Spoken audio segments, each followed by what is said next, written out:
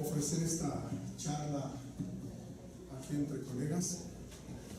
Parece un poco extraño que yo venga a hablarles a ustedes sobre qué es la filosofía, pero la verdad es que no hay gente que pueda entender mejor el asunto de qué es la filosofía que aquellos que estudiamos filosofía. Entonces, a mí personalmente, pues no me parece nada extraño que nos pongamos a abordar esta temática.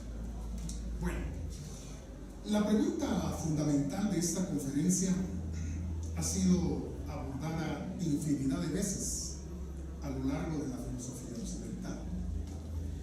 El asunto que nos ha reunido aquí entonces no es ninguna novedad.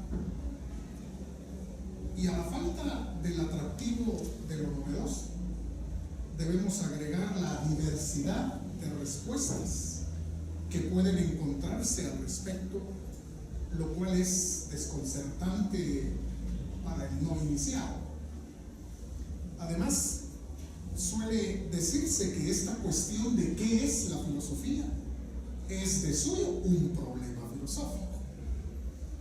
Ante esto, cualquiera puede verse invadido por la sensación de que le están tomando el pelo, y con sobrada razón. De hecho, parece que lo primero que un estudiante de filosofía oye o lee es que la cuestión de qué es la filosofía es una de las preocupaciones más importantes de la misma filosofía.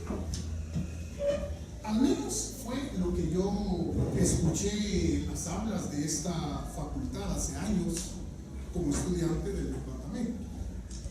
Incluso tuvimos un profesor que un buen día nos dijo: vean, señores, yo tengo ya varios años de estar aquí y nadie ha podido decirme en realidad qué es la filosofía. ¿Qué es filosofía? El término mismo filosofía ha dado pie a que se escriban muchas páginas tratando de establecer el significado que pudo haber tenido en la antigüedad. Básicamente se reconocen dos corrientes. Una que sostiene la idea de que el término no tuvo otro significado que el que se le daba en el lenguaje común. Otra que sostiene que el término fue más allá del significado vulgar, que se enriqueció y adquirió nuevos matices. La postura que enfatiza el significado común del término filosofía se ha quedado con la referencia a un amor por la sabiduría.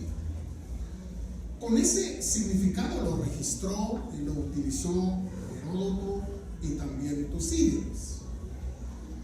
Para Heráclito, lo mismo que para Pitágoras y Cicerón, el término filósofo significó amigo de la sabiduría, en oposición a Sofos, que hacía referencia al poseedor de la sabiduría.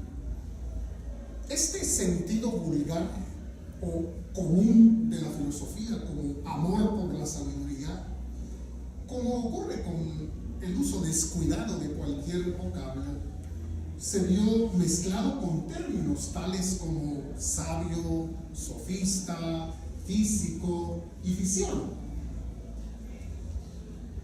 Un significado más técnico surgió en el momento en que por filosofía se entendió un saber teórico relacionado con la razón de ser de todas las cosas, es decir, un ejercicio eminentemente racional orientado a explicar el mundo.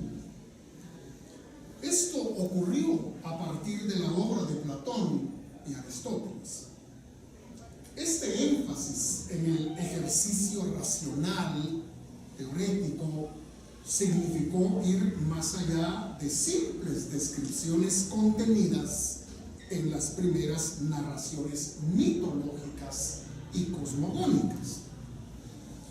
Dicho de otro modo, en el momento en que la metodología cambió de descriptiva a teórico-explicativa, surgió la filosofía tal como la hemos conocido en Occidente, como el esfuerzo racional por encontrar y plantear explicaciones.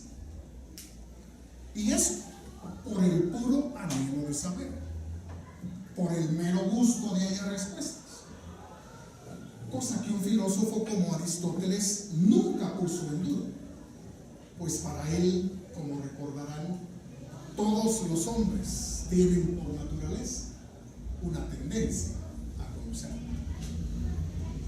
Sin querer, ya hemos establecido uno de los objetivos que se propone alcanzar la filosofía: explicar el universo, el mundo.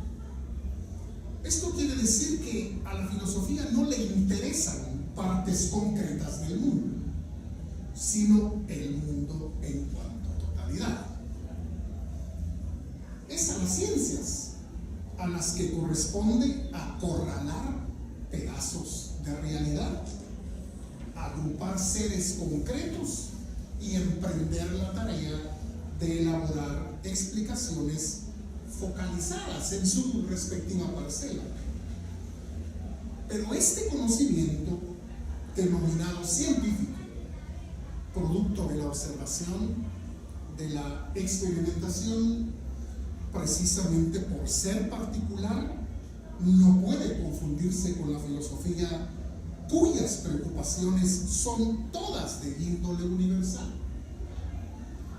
Como bien lo ha expresado Ortega, universo es el nombre del tema, del asunto para cuya investigación ha nacido la filosofía.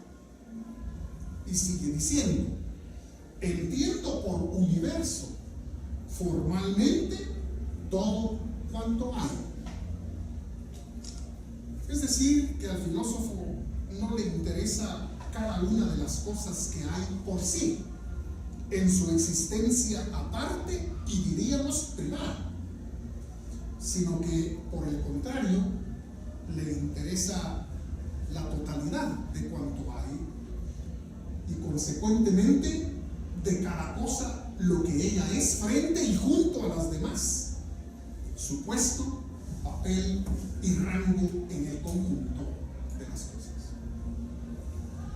Esta tarea gigantesca de arremeter contra la totalidad del universo, tan solo armados con la débil lanza de nuestra razón, hace parecer al filósofo como un raro Quijote, más raro que aquel que confundía molinos de viento con gigantes feroces. Pero es solamente eso, una mera apariencia, porque considerar el mundo como una totalidad, ver el universo en su unidad, es algo intrínseco a nuestra condición humana. No podemos, por amor a nuestra propia existencia, sino pensar que aquello a lo que nos enfrentamos es un mundo, un todo con unidad. De hecho, la palabra mundo significó para los griegos el conjunto de todas las cosas. Ese conjunto de todas las cosas, el cosmos, era a la vez un todo perfectamente ordenado. Cosmos vino a ser así el orden del ser, el orden de todo lo que hay. Y aunque a veces se hizo una diferencia entre mundo sensible y mundo inteligible, siempre se llegó a reconocer al ser humano como el punto desde el cual ambos mundos se diferencian y en quien se fundamentan a modo de coincidencia. Ahora bien, ¿cómo se acomete esa descomunal tarea de reflexionar sobre el todo que es el universo? Para empezar, se acomete sin presupuestos, Sin presupuestos porque ni siquiera sabemos qué es lo que hay. Sin presupuestos porque ni siquiera tenemos garantía de resolver el problema de lo que hay. Y aquí tenemos otra diferencia entre filosofía y ciencia. El científico entiende como problema algo que debe tener solución. Científicamente hablando, no existen problemas insolucionables. El filósofo, por el contrario, suelta amarras y zarpa sin saber si hallará o no una solución a un puerto al que arribar. Y no lo sabe, porque su capacidad racional podría resultar insuficiente para abordar tan inmensa dificultad. O no lo sabe, porque el ser mismo podría resultar huidizo, huraño y como entregado a jugar a las escondidas. El discurrir filosófico tampoco puede partir de los datos de los sentidos, de las informaciones que nos traslada nuestro sistema sensorial, porque lo que captamos y que está allí, que aparece ante nosotros y luego ya no, que ahora se nos presenta así y en otro momento se nos presenta asá, ha de estar sustentado por algo perenne y seguro que no será a nuestros sentidos y que en consecuencia es necesario buscar. Ya Platón se encargó de poner en forma elegante, incluso simpática, la diferencia entre apariencia y realidad, entre el ser y el no ser. Su famosa alegoría de la caverna le era útil para enseñar a sus oyentes cuán frecuentemente caemos atrapados por ilusiones, cuando de lo que se trata en la filosofía como labor teorética es de abrirse paso entre la maraña de sombras para atrapar el ser, así en singular, tan huidizo. Es esta tarea ontológica la que explica el hecho de que en filosofía las preguntas siempre empiecen con un ¿qué es? Nada mejor que este ¿qué es? Para enfatizar el carácter universal de las preocupaciones filosóficas. Porque no se trata nada más de inquirir por el qué es aquello concreto que se perfila en nuestro horizonte, como la montaña que percibimos, o las estrellas que brillan en la noche sobre nuestras cabezas, como si solo hubiera cosas como estrellas y montañas. No. También hay cosas como la justicia, la verdad, el conocimiento, el bien, el mal, la libertad, la responsabilidad, el poder, los valores y un largo, etc. De todo ello hemos de preguntarnos, ¿qué es? ¿Qué es la justicia? ¿Qué es la verdad? ¿Qué es el conocer? ¿Qué es la libertad? Y otras tantas cuestiones, todas las cuales inquieren por el ser. Ahora bien, el problema del ser nos remite a otro asunto, el asunto del conocer, lo que implica indagar sobre la naturaleza del conocimiento, sobre las posibilidades del conocimiento, igual que sobre sus fuentes y sus límites. Capítulo aparte merece la cuestión de la metodología, merced a la cual obtenemos el conocimiento, y la que atañe a las justificaciones que fundamentan la verdad de nuestras proposiciones, hipótesis y teorías. mencionar el problema del conocimiento nos conduce al corazón de las íntimas preocupaciones de la filosofía, dado que conocer implica de alguna manera capturar el ser. Así, nuestra razón ha de estar en capacidad de alzarse con el ser, o por lo menos ha de estar en capacidad de coincidir con él.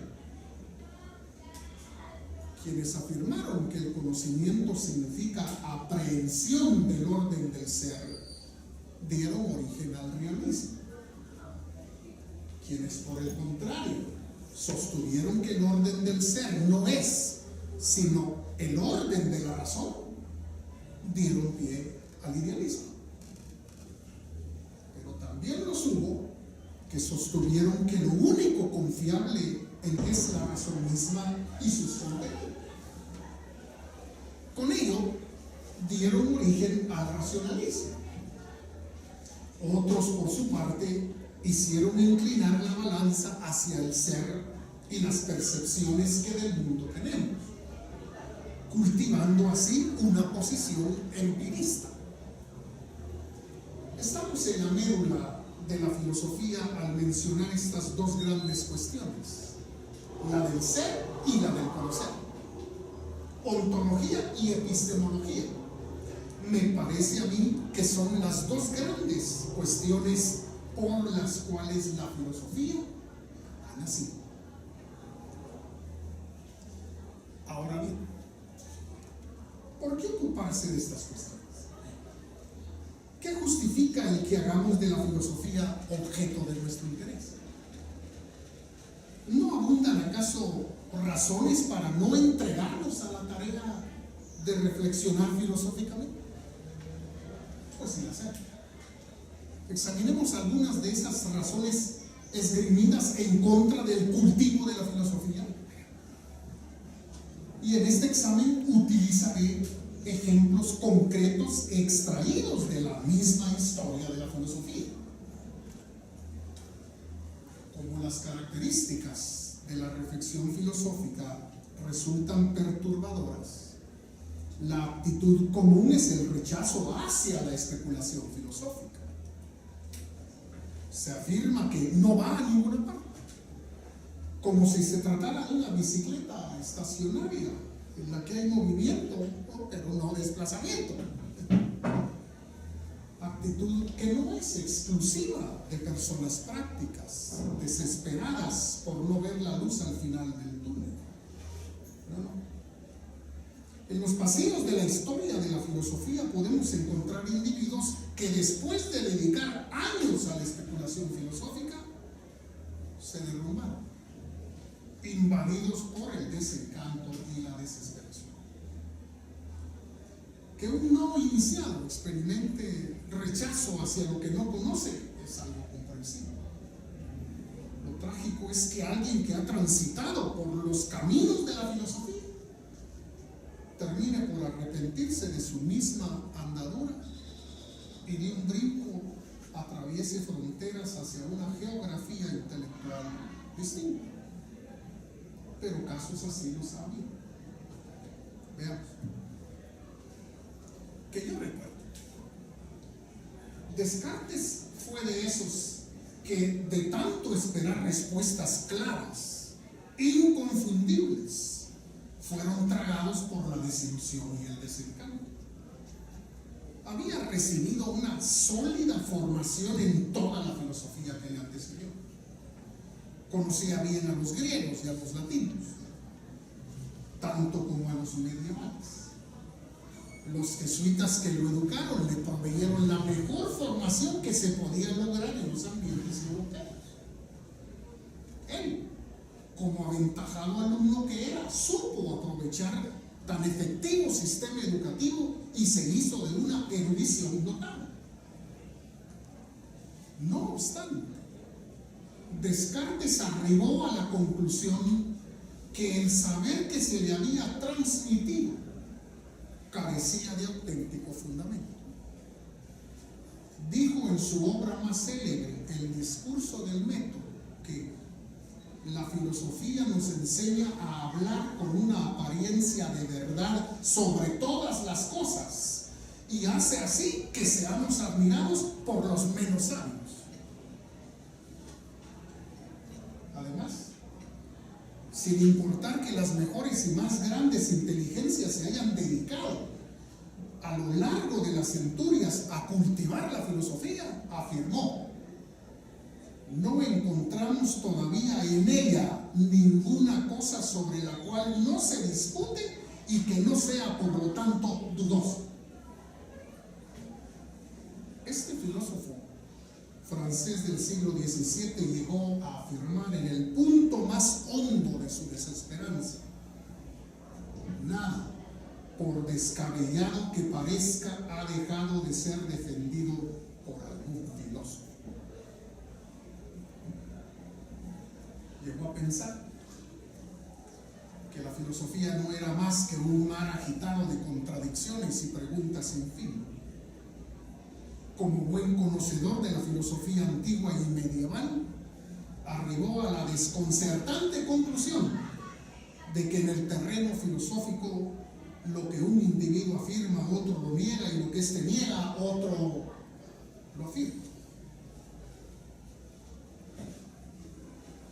Frustrado por no encontrar ideas claras y distintas, por no contar con verdades indubitables, ni respuestas categóricas y exactas, Descartes decidió dedicarse a viajar para ver si encontraba en algún lugar del globo la clase de soluciones que anhelaba. Eso sí, gran parte de los viajes los hizo enlistado en la milicia. Primero con el ejército de Mauricio de Nassau y después con el de Maximiliano de Baviera. Descartes estuvo en Bohemia, Hungría, Silesia, Alemania, Holanda e Italia, entre otros lugares. Mientras viajaba también se dedicó a estudiar matemáticas, surgiéndole una pasión pronunciada por este tipo de conocimiento. Sin lugar a dudas, este amor intelectual por los números condujo a Descartes a exigirle al pensar filosófico el mismo tipo de evidencias que el razonamiento matemático esgrime y la misma clase de conclusiones propia del terreno numérico. No satisfecho con haber hojeado el libro que le quedaba, el libro del mundo, se derrumbó abatido, dispuesto a poner en tela de duda todo aquello que había aprendido de sus maestros, libros y viajes. Quiero adelantar aquí un juicio muy personal. Es posible que aquellos que llevaron adelante el movimiento revolucionario en Francia en 1789 se vieran imbuidos del espíritu cartesiano. Así fue como yo lo sospecho. Tenemos en ello una explicación al ataque frontal de que fueron objeto las humanidades clásicas durante los acontecimientos que siguieron al 14 de julio. De hecho, fue Condorcet quien fraguó la que se dio en llamar la sustitución del viejo sistema educativo por uno más científico, más técnico. Se eliminó todo lo que había constituido la columna vertebral de la educación formal en Europa hasta ese momento. Así pues, a partir sobre todo de 1794, nada de literatura clásica, nada de lenguas clásicas, nada de lógica y retórica, y por supuesto, nada de filosofía. Todo en el ámbito de la educación formal. La Revolución Francesa rindió así un claro tributo a la decepción cartesiana con la filosofía. La cuestión es que ante la sustitución de todas las instituciones que promovió la revolución, y de cara al progreso imparable que se suponía esperaba el género humano, las humanidades fueron consideradas como un adefesio inútil y su cultivo una verdadera pérdida de tiempo. No es fácil ver el desprecio por las humanidades y particularmente por la filosofía. No es cosa de ahora. Se trata de actitud surgida juntamente con la modernidad. Lo que pasa es que a nosotros siempre nos llegan tarde las modas, las ideas, las consecuencias de lo que ocurre en el viejo continente.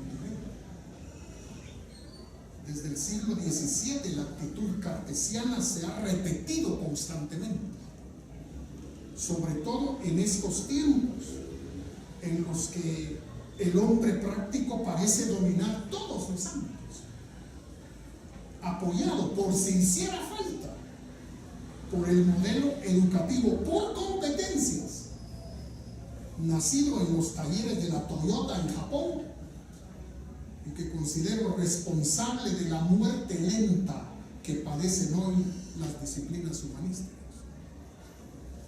Estos tiempos son tiempos en los cuales el para qué me va a servir es la interrogante que la mayoría tiene en la punta de la lengua. A Descartes se le puede disculpar por la fascinación que sentía por la exactitud matemática, pero las excusas de nuestros contemporáneos son pobres montículos desde los que se pretende despreciar el cultivo de la filosofía. Lo sorprendente y a la vez lamentable es que en el seno mismo del mundo académico hay personas que no comprenden la importancia de las humanidades y en concreto de la filosofía. Yo mismo escuché personalmente a un rector universitario de una de las varias universidades que funcionan en nuestro medio decir que el atraso y pobreza de nuestro país es culpa de las humanidades, y continuó afirmando que nuestro futuro como sociedad dependía totalmente de la tecnología. No son humanistas los que necesitamos, según esta visión, sino técnicos y tecnócratas. No actividad teórico-especulativa, sino máquinas. No explicaciones racionales, sino robots.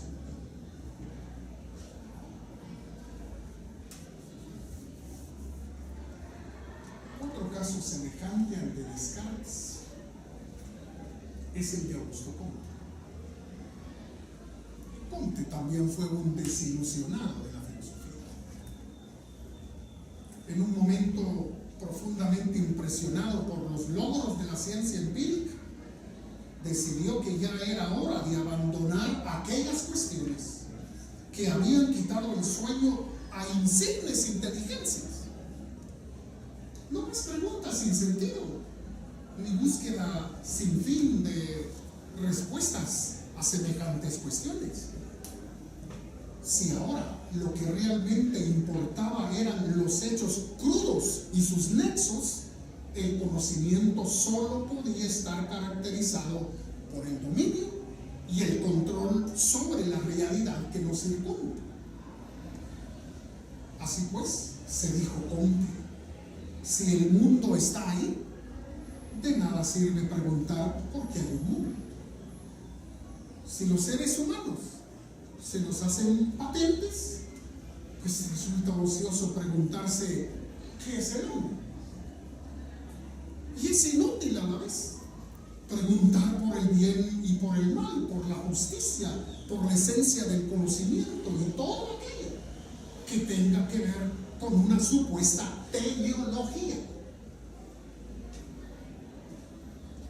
Todos los esfuerzos teórico-especulativos que pertenecen al pasado son catalogados por Comte como pertenecientes a una etapa primitiva del pensamiento humano.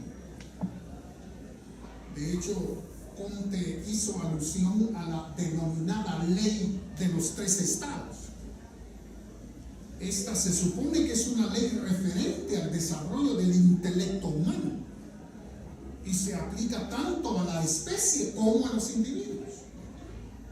Se supone también que es un principio relacionado con todos los ámbitos del conocimiento humano. La supuesta ley de los 3 estados establece que el desarrollo de toda teoría o explicación atraviesa necesariamente por 3 momentos o estados: el teológico o ficticio, el metafísico o abstracto y finalmente el científico o positivo. El estado teológico implica a su vez 3 instancias: la del fetichismo, la del politeísmo y la del monoteísmo. De esta forma, aquellas elucubraciones cuyo punto de partida es el animismo llegan a su término en el monoteísmo, ya que según Comte, el monoteísmo es el inicio de la inevitable decadencia de la filosofía del estado inicial. El segundo estado, el metafísico, incluía prácticamente toda la filosofía desde los griegos, sobre todo en cuanto a discurso ontológico o del ser. De acuerdo con la etapa metafísica no hizo sino disfrazar las propuestas teológicas del periodo anterior. Se sustituyó la divinidad por las esencias abstractas sometidas a un único principio, que es la naturaleza. Toda la filosofía metafísica resultó improductiva y condujo a nada, si bien mostró en algún momento ser algo crítico. El estado positivo o científico es, según Comte, el punto de la madurez intelectual, una vez se ha superado la infancia y la juventud. Este último momento se caracteriza por la subordinación de la imaginación y la fantasía a la observación de los hechos. Aquí, cualquier discurso que pretenda ser conocimiento debe estar debidamente relacionado con los hechos a los que se hace referencia, concretamente a las relaciones constantes entre dichos hechos. Es decir, los fenómenos a los que alude han de estar perfectamente coordinados con nuestros sentidos. A todas estas propuestas debidamente integradas, Comte le dio el nombre de filosofía positiva, en claro rechazo a la filosofía tal como tradicionalmente se había entendido y cultivado. Es un riesgo desde la óptica de Comte dedicarse a la filosofía. Corre uno el peligro de quedar atrapado en etapas del conocimiento ya superadas. O nos deslizamos por el campo de lo mitológico, o en el mejor de los casos, nos quedamos construyendo un mundo de fantasías que nada tiene en común con la realidad.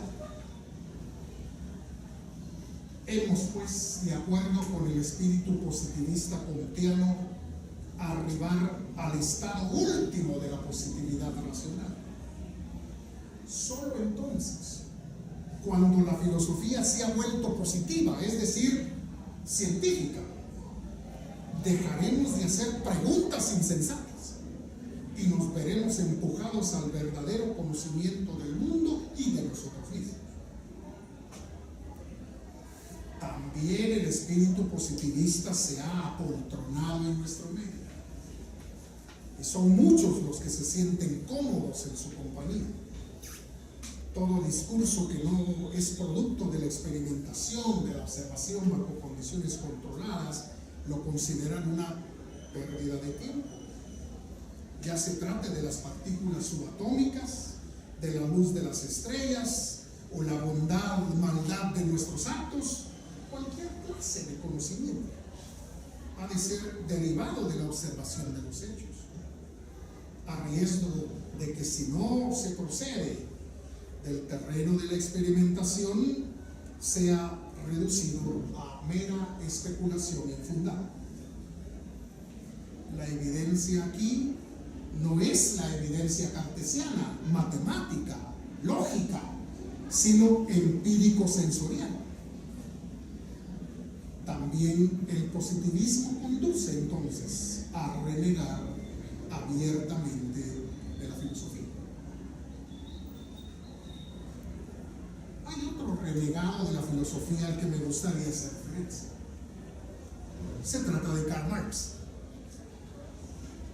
Marx estudió en la Universidad de Berlín en una época en la que el pensamiento de Hegel había dado lugar a dos posiciones extremas. En la posición de izquierda, Feuerbach sostenía una interpretación materialista del pensamiento hegeliano. Marx se adhirió casi inmediatamente a la postura de Feuerbach. Del materialismo dialéctico, Marx derivó el materialismo histórico, es decir, la propuesta de que el acontecer sociohistórico es resultado del desarrollo de la materia. Esta perspectiva dio pie a la afirmación de que los contenidos de la conciencia dependen de las condiciones económicas de la sociedad, condiciones que están a la vez determinadas por la existencia de un conflicto, de una lucha entre una clase social que domina y controla la vida entera de la sociedad y cuyos intereses imponen ideas sobre el resto.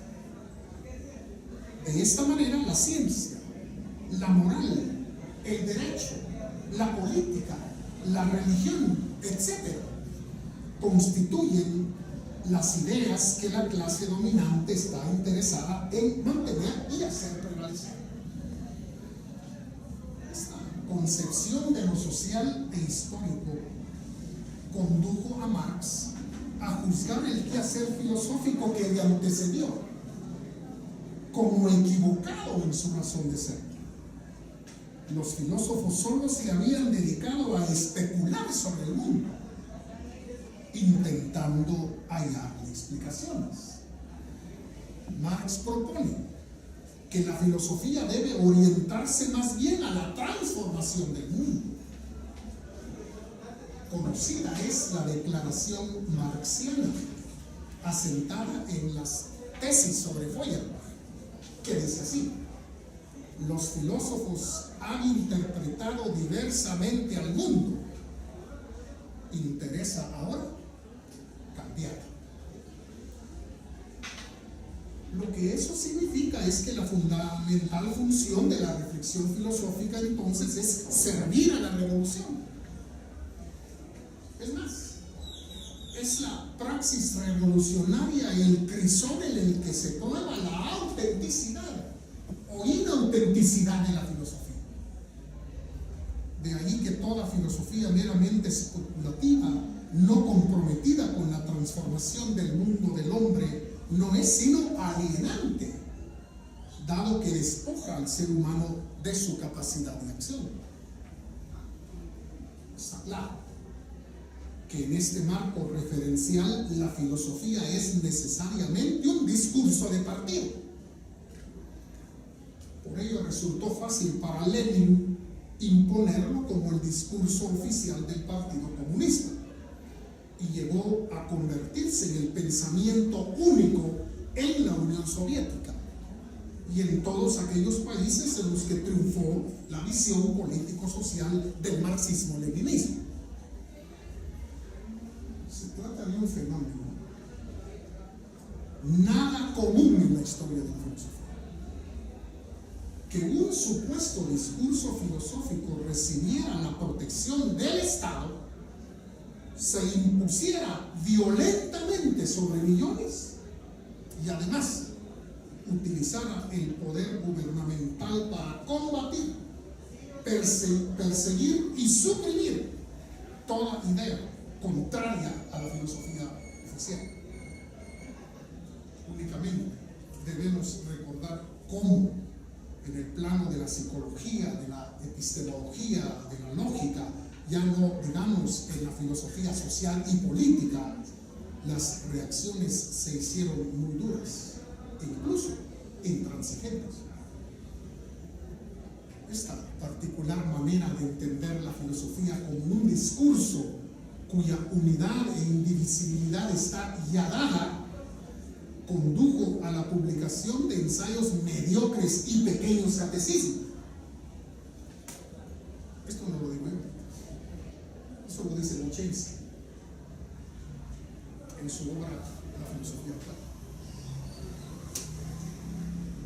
Debido a la imposición de una férrea disciplina ortodoxa y a que no se hacía otra cosa que recitar palabras más, palabras menos, lo dicho por los gurúes fundadores, Marx, Engels, Lenin, Stalin. Esta actitud hacia la filosofía se hizo muy popular en buena parte del siglo pasado. Se llegó a ensalzar la acción revolucionaria, por encima del pensamiento, por lo menos a someter toda teoría al imperio tiránico de la praxis. Una praxis, además, violenta. Se sostenía que no necesitamos discusiones banales efectuadas en una especie de limbo vacío, porque lo que se requiere es acción. Acción transformadora de la realidad, de la sociedad, de la historia. Como quien dice, más nueces y menos ruido. Bien, ¿qué hemos visto hasta aquí? 3 actitudes de rechazo hacia la filosofía por 3 razones distintas. La primera rechaza la filosofía por considerarla una serie de argumentos que jamás llegan a conclusiones terminantes, claras y exactas como la matemática.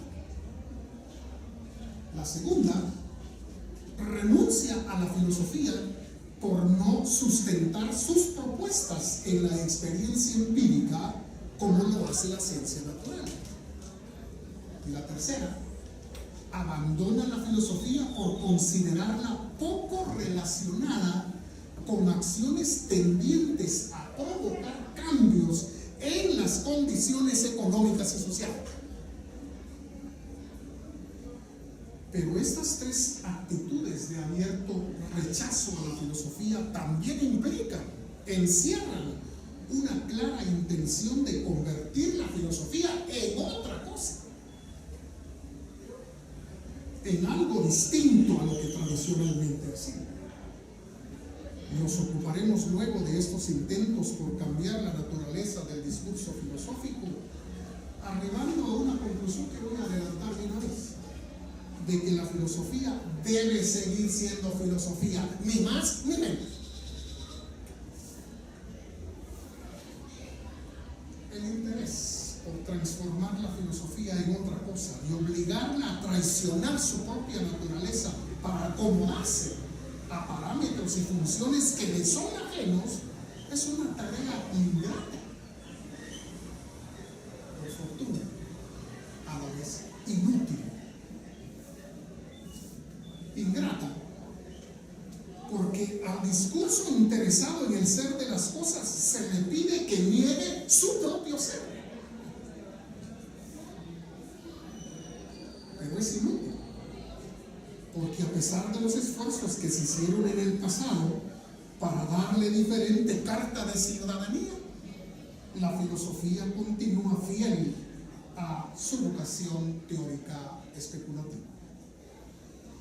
Y es que si algo debe tenerse en mente es que en vez de pretender igualarla a otros discursos, debe realzarse su particular fisonomía. Además, hay que aceptar los límites de aquellos quehaceres con los cuales se le quiere comparar o a los cuales se le quiere rebajar.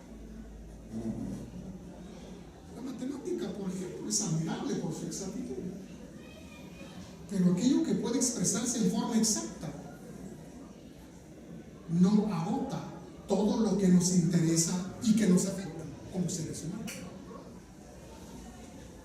La ciencia, con su énfasis en la experimentación bajo condiciones controladas, no vamos a negar que nos ha revelado muchos de los misterios de la naturaleza en todos sus órdenes, y en forma aplicada ha contribuido a hacer de nuestra vida una vida más prolongada, menos vulnerable y en todo sentido mejor que la que tuvieron nuestros antepasados.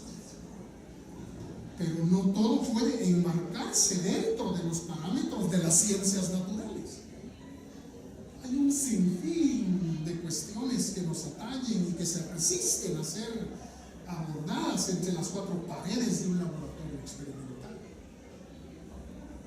La cuestión de la bondad o maldad de nuestras acciones, el parámetro de la justicia, la cuestión del orden de la sociedad y de las instituciones que nos permiten convivir y cooperar pacíficamente, la cuestión del sufrimiento humano, así como el asunto de los valores y el sentido de la existencia del hombre, son todas ellas cuestiones ejemplares de todas aquellas que escapan al lenguaje y al análisis matemáticos, así como al paradigma de las ciencias experimentales. Esto último, que consta, fue en su momento enfatizado en el área de las ciencias sociales. Wilhelm Dilthey, filósofo interesado en la historia, reaccionó ácidamente en contra del positivismo continuo. Señaló inteligentemente que el método recomendado por Augusto Comte cercenaba de tajo lo más esencial de la investigación histórica, por no prestarse el hecho histórico a constataciones empíricas directas. Argumentó Dilthey que las ciencias del espíritu, en su caso la historia, son ciencias que bregan con lo que no está amarrado a la inevitabilidad de las leyes naturales, que su objeto de estudio es aquello que es producto del ejercicio humano de la libertad, que en todo caso se trata del reino de la espontaneidad, de la singularidad y de lo irrepetible. En nuestro ámbito es conocida la dura crítica que filósofos pertenecientes a la escuela austriaca de filosofía han hecho en contra de esa actitud denominada cientificista, que quiere reducirlo todo a los parámetros de la ciencia natural. En esa línea se encuentra la obra de Bolzano, Brentano, Casimir Twardowski, Christian von Ehrenfels y por supuesto Karl Popper. Mucho paréntesis y aparte, una escuela que valdría la pena darle un lugar algún día aquí en los cursos del departamento. La escuela austríaca de filosofía. Bueno, la filosofía no puede pretender darnos exactitud acerca de nada. Tampoco puede reducirse a enunciados empíricamente constatados. Menos aún puede la filosofía convertirse en recetario para resolver cuestiones prácticas, por relevantes que éstas puedan ser. Si lo práctico fuera lo más relevante, hace tiempo que los animales hubieran desarrollado teorías al respecto, dado que el organismo animal no conoce sino el ámbito de lo práctico. La filosofía debe contentarse humildemente con ser algo así como la hermana menor de todos los discursos que los hombres han configurado en su afán por comprender la realidad y por comprenderse a sí mismos. Recuerdo en este punto las palabras de José Ortega y Gasset. Queremos una filosofía que sea filosofía y nada más, que acepte su destino con su esplendor y su miseria, y no visquee envidiosa queriendo para sí virtudes cognitivas que otras ciencias poseen, como es la exactitud de la verdad matemática o la comprobación sensible y el practicismo de la verdad física. Concluye Ortega sentenciando que es forzoso que la filosofía se contente con ser la pobrecita cosa que es, dejar vacantes las gracias que no le son propias, para que se ornen con ellas los otros modos y clases de conocimiento. La filosofía es entonces como nuestra propia vida. Podrá ser poca cosa, pero es lo único que tenemos. No obstante esa poca cosa, estoy convencido, nos puede hacer mejores en el ejercicio de nuestros propios quehaceres. Quien se dedica al terreno de lo jurídico sería mejor jurista si se entregara a la filosofía, pues los fundamentos del derecho no son jurídicos, sino filosóficos. Quien se ha comprometido con la pedagogía sería mejor pedagogo si se atreviera a penetrar en el corazón de la filosofía, porque los fundamentos de la educación no son pedagógicos, son filosóficos.